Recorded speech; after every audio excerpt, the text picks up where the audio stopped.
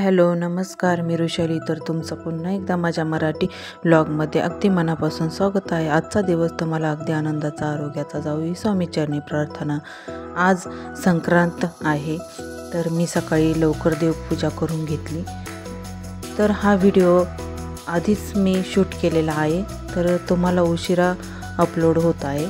तर इथे मी सुगड पूजण्यासाठी मातीची बोळके घेतलेले आहे. तर आमच्याकडं मातीची बोळकेच म्हणतात. येथे त्या पूजण्यासाठी आपण शेतामध्ये जे धनधान्य पिकवतो ते त्या सुगडमध्ये पूजायचे असतात. तर येथे गव्हाच्या ओंब्या, हरभरे, बोरे, ऊस आणि गाजर हे सर्व काही त्यामध्ये टाकून ते पूजायचं असतं. तर मी इथे सर्व साहित्य काढून घेतलेले आहे. तिळाचे लाडू हे मी घरीच बनवलेले होते. शंभू आणि स्वरा पण लवकर उठलेले होते. तर इथे बघा त्यांच्या दोघांचं काय चाललेलं आहे. सुगड पूजण्यासाठी जे जे साहित्य लागतं ते साहित्य मी काढून घेतलं आणि त्यानंतर पूजा करण्यासाठी मी हे साहित्य घेऊन गेले.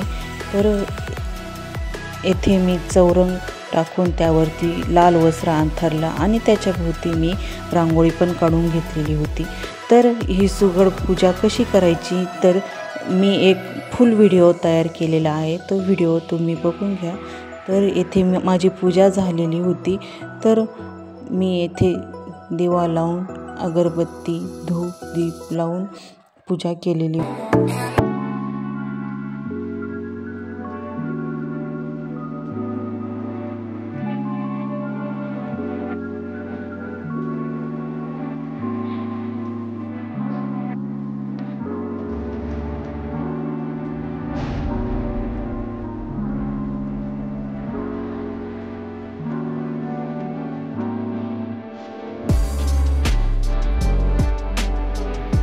संक्रांत हा सण वर्षातला पहिला सण असतो.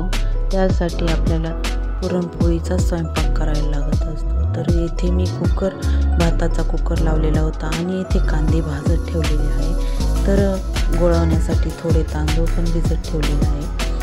तर काही ठिकाणी गुळाचंच करत असतात, तर आमच्याकडे थोडे तांदूळ भिजत घालून गुळवणी करत असतात. तर कांदा, लसूण ते असं छान परतून घ्यायचं आणि त्यानंतर काळी आमटी म्हणतात त्याला, आमच्याकडं सार पण म्हणतात. तर काही ठिकाणी वेगवेगळ्या नावाने त्याला ओळखले जाते. आमच्याकडं सारच म्हणतात, नाशिक जिल्ह्यामध्ये तर सारच बोलतात. तर येथे मी गुळवणी पण करून घेतलेली आणि येथे आता पुरणाच्या पोळ्या पण आता करून घेत आहे. मी माझं सर्व कामे आवरून घेतली. त्यानंतर मी पुरणाच्या पोळ्या करायला सुरुवात केली होती.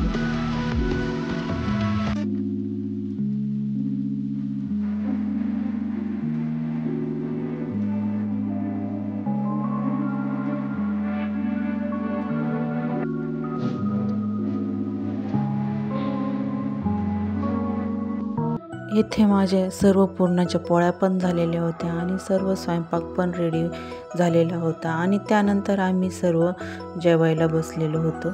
तर येथे बघा शंभू आणि स्वराचं काय चाललेलं आहे. त्यानंतर आमचं जेवण झाल्यानंतर आम्ही सर्व आवरल्यानंतर जगदंबा मातेच्या दर्शनाला गेलो होतो.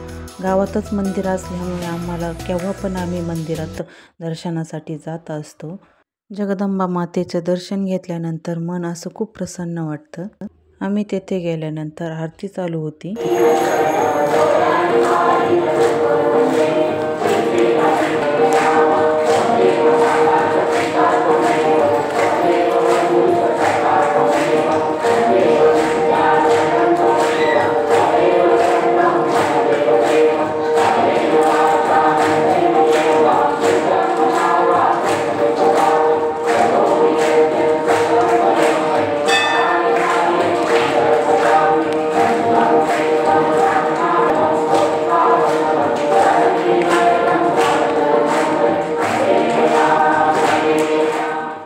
त्यानंतर आम्ही सर्वांनी तेथे जाऊन आरती घेतली.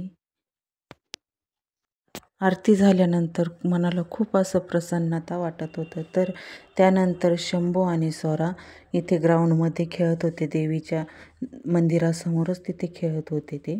त्यांना खूप मजा वाटते खेळायला तिथे. तिथे लाईट पण असतात ना, त्यामुळे ते खेळत असतात. इथे सर्व काही मोकळं वातावरण असतं, त्यामुळे त्याला खूप छान वाटतं. तर असे वाटते की इथेच खेळावं. तर हे बघा, स्वरा त्याला बोलून आणते. त्यानंतर आम्ही घरी गेल्यानंतर आम्ही सर्वांनी एकमेकांना तिळगुळ वाटली आणि त्यानंतर आम्ही जेवण केलं. तर आजचा व्हिडिओ कसा वाटला तुम्हाला? आवडला असेल तर लाईक करा, कमेंट करा आणि चॅनलला सबस्क्राईब केलेलं नसेल तर चॅनलला सबस्क्राईब करा. चला, बाय.